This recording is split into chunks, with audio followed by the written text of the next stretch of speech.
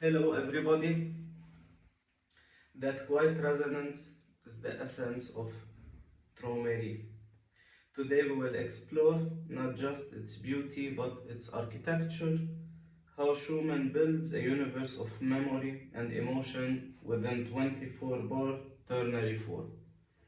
First, we're gonna start with context and poetic framework. Kindersalzen is a cycle of 13 pieces. It lasts about 15 minutes to play it. This is a common form that Schumann uses.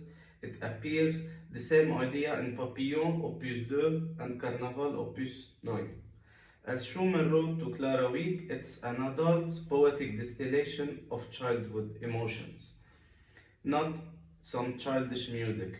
Traumerie is the seventh in the cycle. Schumann, the critic and literary composer, titled each piece like a poetic fragment.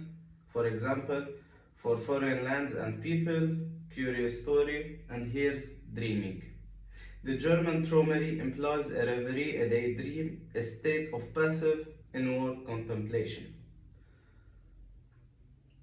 Now we're gonna talk about the ternary structure, which is A, B, A prime. In the A section, which starts from measure 1 till 8, we have the statement of the dream in F major, balanced as two 4-bar phrases A and A prime, each ending with a poignant quarter rest as a breath of memory. B section starts from measure 9 till 16, the dream's disturbance, its deepening, it modulates through darker, harmonically ambiguous terror. A prime section, which starts from measure 17 till 24. The return, but transformed by experience, it's clothed with a coda-like dissolution. Now we're gonna talk a little bit as microanalysis, which I call the anatomy of a dream. In the A section, we have the nostalgic motive.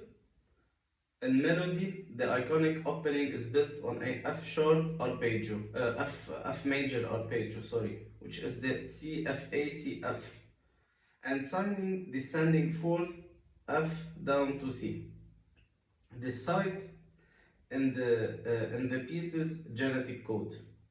The repeat of the phrase in measure 5, arriving to the dominant A major 7 of the relative minor D minor, intensifying the emotion, memory glowing brighter.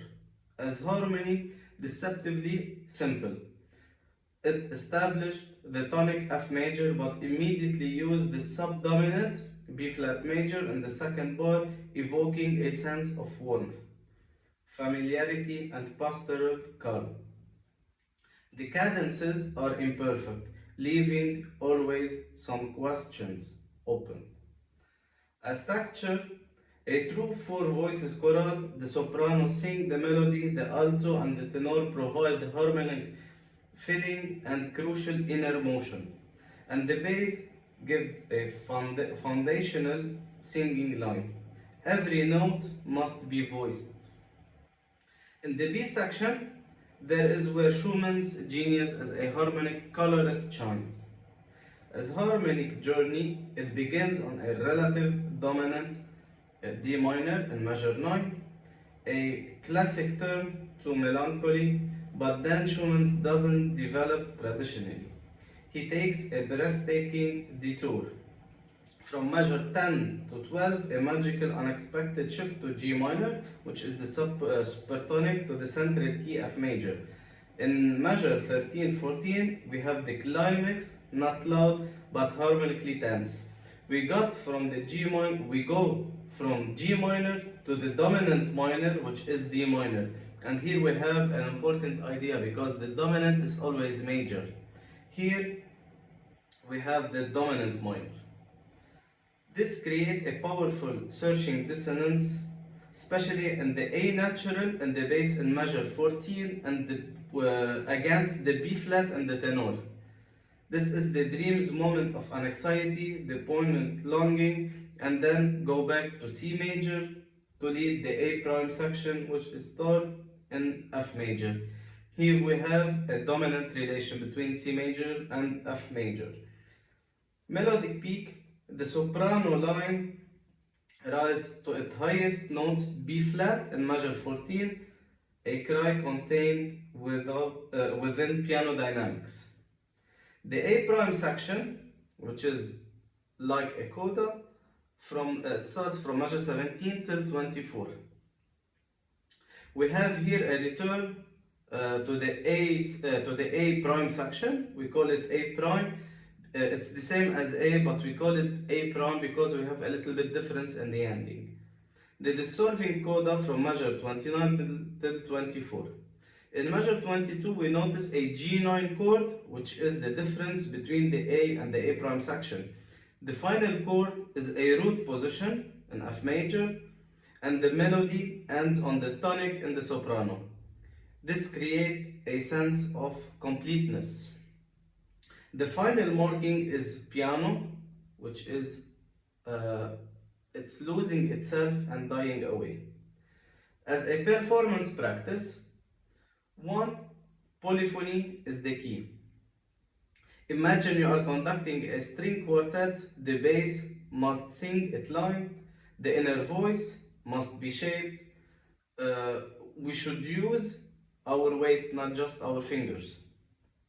Rubato as breathing. Schumann's tempo marking is slow and with tender expression. The pulse must be flexible but never broken. And an important thing here, the quarter rests are not empty. They are full of silence, a part of the phrase. Third, the pedaling. A blurry pedal destroys the counterpoint. Use a breathing pedal, clearing with harmonic changes to maintain clarity, especially in the climatic B section. The resonance should blend, not smother. Finally, with the dynamics, the emotional climax in measure 14 and the intensity come from harmonic tension and voice leading, not volume. This is the sound of an inner world. Finally, as a conclusion, Traumerì is a masterpiece of romantic lyricism and compositional economy. In 2 minutes, Schumann traversed a complete emotional arc, innocent statement, troubled development, and wise resigned return. It embodies the romantic obsession with memory, childhood, and the interior life. It became perhaps against Schumann's intimate intentions, a universal icon. It was the only piece played at all concerts during the World War II siege of Leningrad. It is a cultural touchstone, but to play it is to engage with the intimacy, to balance its structural precision with it poetic. It teaches us that in art, as in memory, the simplest surfaces can hold the deepest wells of feeling. Thank you, everybody.